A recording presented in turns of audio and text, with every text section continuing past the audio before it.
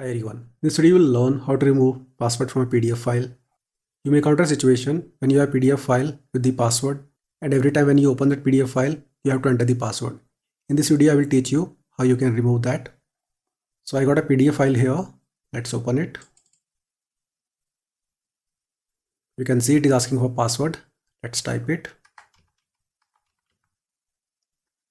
Click on OK. And that's my PDF file. You can see it is written secured here. That means this file is password protected. Now to get rid of that password, simply click here on the print icon. And from the drop down, make sure you pick Microsoft Print to PDF. Then click on Print. Now save it as new PDF.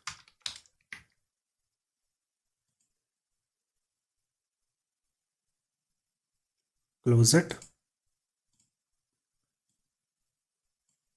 Let's open this PDF file to see if it is asking for password or not.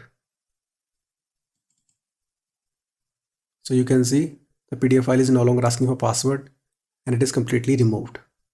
You can verify this by having a look here on the top. You can see the secure text is completely gone and this file is completely unprotected. So this is a simple process that you can utilize to remove a password from a PDF file.